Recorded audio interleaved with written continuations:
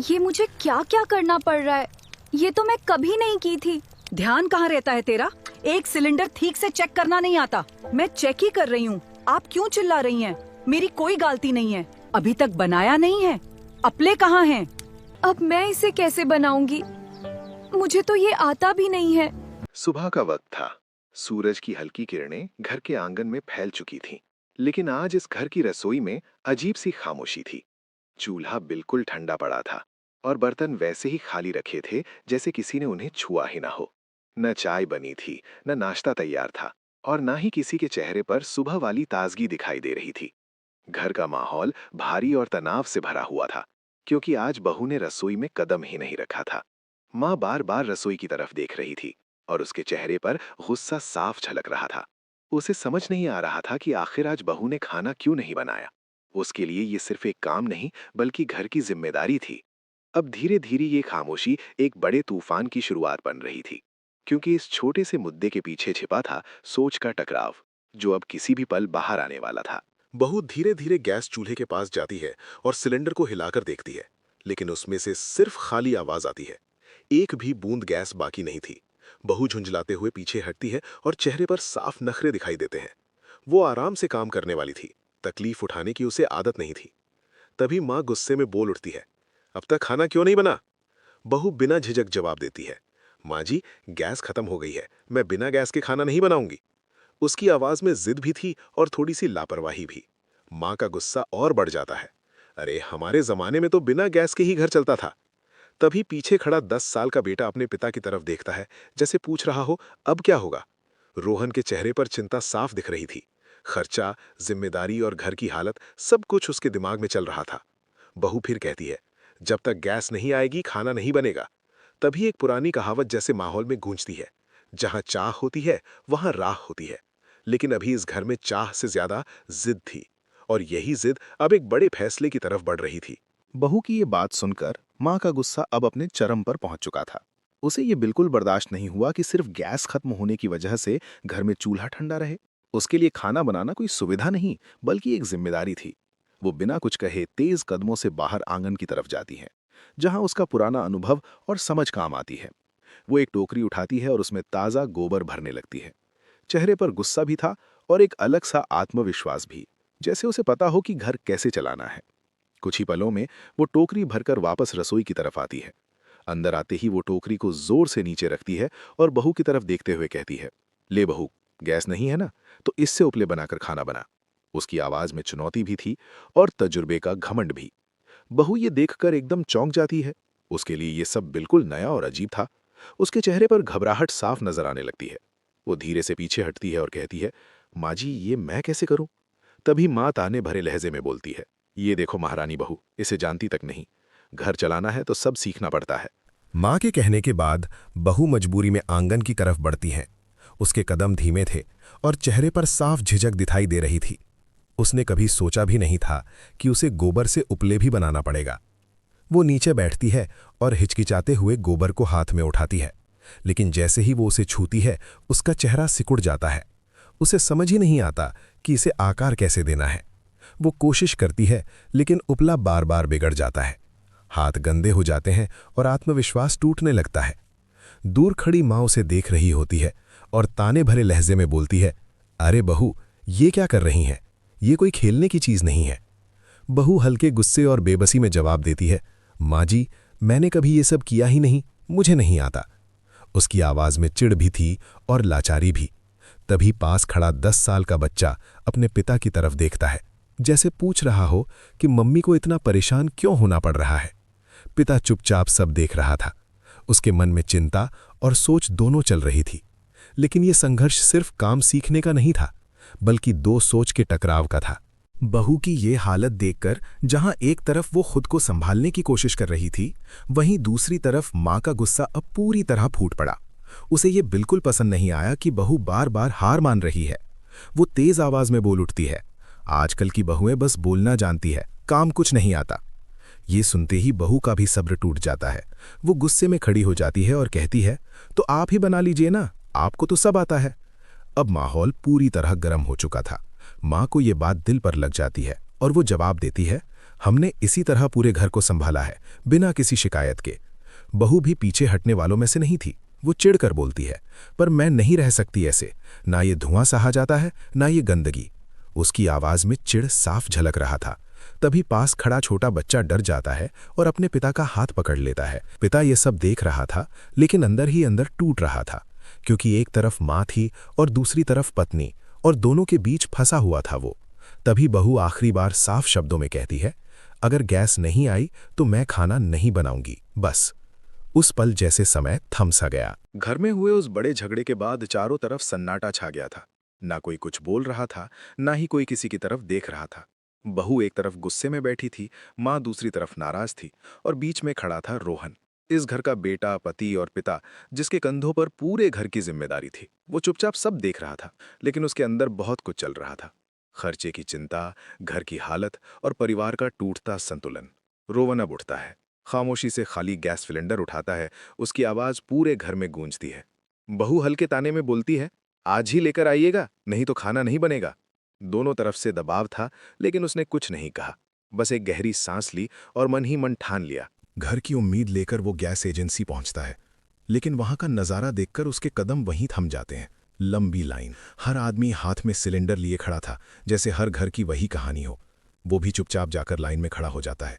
धूप तेज थी, पसीना बह रहा था, लेकिन उससे ज्यादा उसके मन में चिंता चल रही थी। पीछे खड़ा एक आदमी बोलता है, भाई मैं 2 दिन से आ रहा हूं, अभी तक नंबर नहीं आया। दूसरा कहता है, आज भी नहीं मिलेगा, सप्लाई बहुत कम है। ये बातें सुनकर उसके चेहरे की उम्मीद धीरे धीरे कम होने लगती है। वक्त गुजरता जाता है, सूरज सिर के ऊपर से ढलने लगता है, लेकिन लाइन खत्म होने का नाम नहीं लेती। उसका 10 साल का बेटा भी उसके साथ खड़ा था, चुपचाप अपने पिता को देख रहा था, जैसे समझ रहा हो कि ये आसान नहीं है। आखिरकार अचानक आवाज आती है, बस आज के लिए गैस खत्म हो गई। ये सुनते ही जैसे सबकी उम्मीद टूट जाती है। लोग नाराज होकर जाने लगते हैं। वो भी कुछ पल वहीं खड़ा रह जाता है, खाली सिलेंडर हाथ में और दिल में भारीपन। धीरे से खुद से कहता है, अब घर जाकर क्या कहूंगा। निराश होकर जब वो घर वापस लौटता है तो उसके कदम पहले से भी ज्यादा भारी होते हैं। हाथ में वही खाली सिलेंडर था, लेकिन इस बार दिल भी खाली सा लग रहा था, जैसे सारी उम्मीद वहीं लाइन में छूट गई हो। घर के अंदर कदम रखते ही उसे वही सन्नाटा महसूस होता है। बहू एक तरफ चुपचाप बैठी थी, माँ दूसरी तरफ अब भी नाराज, और बीच में पड़ा था अधूरा काम। जमीन पर बिखरे हुए उपले, गंदे हाथ और बुझा हुआ चूल्हा। वो कुछ नहीं बोलता, बस धीरे धीरे चारों तरफ देखने लगता है। उसकी नज़र हर छोटी छोटी चीज पर जाती है, गोबर, चूल्हा, बहू की परेशानी और माँ का तजुर्बा। तभी उसका 10 साल का बेटा उसके पास आता है और चुपचाप खड़ा हो जाता है, जैसे वो भी इस सब को समझने की कोशिश कर रहा हो। उस पल रोहन सिर्फ देख नहीं रहा था, वो सोच रहा था, वो जोड़ रहा था, चीजों को समझ रहा था, जैसे हर चीज अपने आप एक जवाब बनकर सामने आ रही हो। उसके दिमाग में एक साथ कई बातें घूमने लगती हैं, लाइन में सुनी हुई बातें, घर का झगड़ा और ये गोबर का ढेर। और तभी धीरे से उसके होठों पर एक शब्द आता है, गोबर। जैसे किसी बड़ी सोच की शुरुआत हो, क्योंकि एक पुरानी कहावत है, समस्या जितनी बड़ी हो समाधान उतना ही करीब होता है, और शायद अब वो समाधान उसे दिखने लगा था। घर के उस सन्नाटे में खड़ा वो आदमी अब सिर्फ हालात नहीं देख रहा था, बल्कि उनके पीछे छुपे जवाब को समझ रहा था। उसकी नज़र बार बार उस गोबर पर जा रही थी, जो अब तक सिर्फ एक झगड़े की वजह बना हुआ था। लेकिन अचानक उसके दिमाग में कुछ जुड़ने लगता है, जैसे बिखरे हुए टुकड़े एक तस्वीर बना रहे हों। उसे याद आता है कहीं सुना हुआ एक तरीका, गोबर से गैस भी बनाया जाता है। उसके चेहरे पर हल्की सी चमक आ जाती है, जैसे अंधेरे में किसी ने दिया जला दिया हो। वो धीरे से खुद से कहता है, अगर इसी गोबर से गैस बन जाए तो गैस की जरूरत नहीं पड़ेगी। मुन्नू, उसका बेटा, उसकी तरफ देखता है और मासूमियत से पूछता है, पापा क्या हुआ? वो मुस्कुरा कर कहता है, शायद रास्ता मिल गया। बहू और माँ दोनों उसे हैरानी से देख रही होती हैं। उन्हें समझ नहीं आ रहा था कि अचानक क्या बदल गया, लेकिन उसके अंदर एक नया भरोसा पैदा हो चुका था, क्योंकि एक सच्ची बात है, अक्ल हो तो मिट्टी भी सोना बन जाती है। और आज वही मिट्टी, वही गोबर एक नए समाधान की शुरुआत बनने वाला था। उसने बिना समय गंवाए तुरंत काम शुरू कर दिया। आंगन के एक कोने में जगह तय की और गड्ढा खोदना शुरू किया। उसके हाथ तेज चल रहे थे, लेकिन मन में एक ही लक्ष्य था, घर की परेशानी का हल निकालना। मुन्नू पास में खड़ा था, उसकी आंखों में भूख साफ नजर आ रही थी, लेकिन ये कुछ बोल नहीं रहा था, मानो ये सब वो अच्छे से समझ रहा हो। वो अपने पिता को ध्यान से देख रहा था, जैसे हर कदम से कुछ सीख रहा हो। पसीना बह रहा था, धूप तेज थी, लेकिन उसने खुदाई जारी रखा। धीरे धीरे एक गड्ढा तैयार होता है, फिर वो एक बड़ा ड्रम लाता है और उसे उस गड्ढे में फिट करने लगता है। गोबर और पानी को मिलाकर उसमें डालता है। हर कदम सोच समझ कर उठा रहा था। माँ ये सब देख रही थी। उसके चेहरे पर हैरानी और गर्व दोनों थे। बहू भी दूर खड़ी ये सब देख रही थी। उसे पहली बार समझ आ रहा था कि समस्या का हल परेशानी से भागने से नहीं, उसका सामना करने से निकलता है। अब रोहन का ये विचार सिर्फ उसके लिए नहीं, बल्कि पूरे घर की उम्मीद बन चुकी थी। सब कुछ तैयार हो चुका था, पाइप जोड़ दिए गए थे और अब बस एक ही चीज बाकी थी, नतीजा। पूरा परिवार एक जगह खड़ा था। माँ और बहू दोनों की नजरें उसी चूल्हे पर टिकी थीं, जैसे किसी चमत्कार का इंतजार कर रही हों। रोहन अब धीरे धीरे आगे बढ़ता है। उसके चेहरे पर हल्की सी घबराहट भी थी, लेकिन उम्मीद इससे कहीं ज्यादा। मुन्नू अपने पिता का हाथ पकड़ लेता है, जैसे उसे हिम्मत दे रहा हो। वो चूल्हे का नॉब घुमाता है, टिक टिक। कुछ पल के लिए सब रुक सा जाता है, सांसें थम जाती हैं, और फिर अचानक एक साफ नीली लौ जल उठती है, बिना धुएं के, बिल्कुल साफ। बहू की आंखें आश्चर्य से फैल जाती हैं। ये कैसे? माँ भी हैरान होकर कहती है, अरे ये तो सच में गैस है। उस पल सबके चेहरे पर राहत और खुशी साफ नजर आ रही थी। रोहन अब हल्की सी मुस्कान के साथ कहता है, देखा, सच में ये सिर्फ एक आग नहीं थी, ये उस घर की उम्मीद थी जो फिर से जल उठी थी। नीली लौ जलते ही जैसे पूरे घर का माहौल बदल गया। जहां कुछ देर पहले सिर्फ गुस्सा और तनाव था, वहीं अब हैरानी और सुकून नजर आ रहा था। माँ और बहू दोनों उस चूल्हे को ऐसे देख रही थीं जैसे कोई सपना सच हो गया हो। तभी रोहन मुस्कुराते हुए धीरे धीरे उन्हें समझाने लगता है, ये कोई जादू नहीं है, ये गोबर गैस है। इसमें गोबर और पानी से गैस बनती है और वही इस चूल्हे तक आती है। उसकी आवाज में सादगी भी थी और आत्मविश्वास भी। वो आगे कहता है, अब ना गैस सिलेंडर का इंतजार करना पड़ेगा, ना पैसे की इतनी चिंता रहेगी और ना ही धुआं सहना पड़ेगा। माँ ध्यान से उसकी बात सुन रही थी, जैसे उसे अपने पुराने तरीके की एक नई ताकत दिख रही हो। बहू के चेहरे पर भी समझ और सम्मान साफ दिखाई देने लगा था। उसे एहसास हुआ कि हर पुरानी चीज बेकार नहीं होती, बस उसे सही तरीके से इस्तेमाल करना आना चाहिए। पुराना अनुभव और नई सोच मिल जाए तो हर मुश्किल आसान हो जाती है। इस दिन के बाद अब सिर्फ चूल्हा ही नहीं जला था, बल्कि इस घर के रिश्तों में भी फिर से प्यार लौटने लगी थी। माँ और बहू, जो कुछ देर पहले तक एक दूसरे से झगड़ा कर रही थी, अब चुपचाप एक दूसरे को समझने की कोशिश करने लगी। माँ के चेहरे का गुस्सा अब धीरे धीरे पिघल रहा था। वो बहू की तरफ देखती है और हल्की सी मुस्कान के साथ प्यार भरे लहजे में कहती है, अब तो बना लेगी ना बहू खाना। उसकी आवाज में अब गुस्सा नहीं, अपनापन था। बहू भी ये बदलाव महसूस करती है। उसकी आंखों में नरमी आ जाती है। वो धीरे से मुस्कुराकर जवाब देती है, हाँ माँ जी, अब तो रोज बनाऊंगी। उसके शब्दों में अब जिद नहीं, सम्मान था। वो आगे बढ़कर माँ के पास खड़ी हो जाती है। दोनों एक साथ चूल्हे की तरफ देखती हैं। जहां पहले सन्नाटा और तनाव था, वहीं अब हल्की हल्की खुशी और सुकून महसूस हो रहा था। रसोई में फिर से चहल पहल शुरू हो गई थी। चूल्हे पर नीली लौ शांति से जल रही थी, बिना धुएं के, बिल्कुल साफ। बहू अब पूरे मन से खाना बनाने में जुटी थी। उसके चेहरे पर एक अलग ही संतोष था, जैसे उसने सिर्फ खाना बनाना नहीं, बल्कि कुछ नया सीख लिया हो। माँ पास में खड़ी उसे देख रही थी और इस बार उसके चेहरे पर गुस्सा नहीं, बल्कि गर्व और स्नेह था।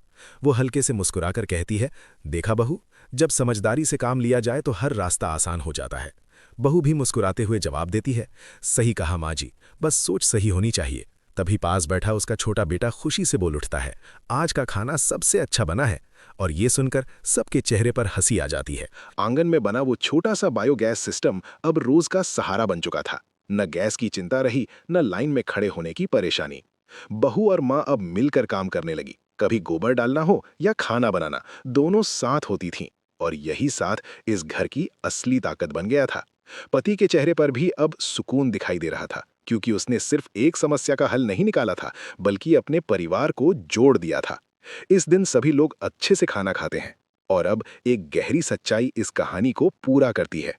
जब सोच बदलती है तो हालात भी बदल जाते हैं। और जब पुरानी समझ और नई सोच एक साथ चलें तो हर घर खुशहाल बन सकता है। और आज ये घर उसी खुशहाली की मिसाल बन चुका था। तो दोस्तों, आपको ये वीडियो कैसा लगा और वीडियो का कौन सा पार्ट आपको पसंद आया, आप कमेंट में हमें जरूर बताएं। और हम मिलेंगे एक नई मजेदार वीडियो के साथ। तब तक अपना ख्याल रखें।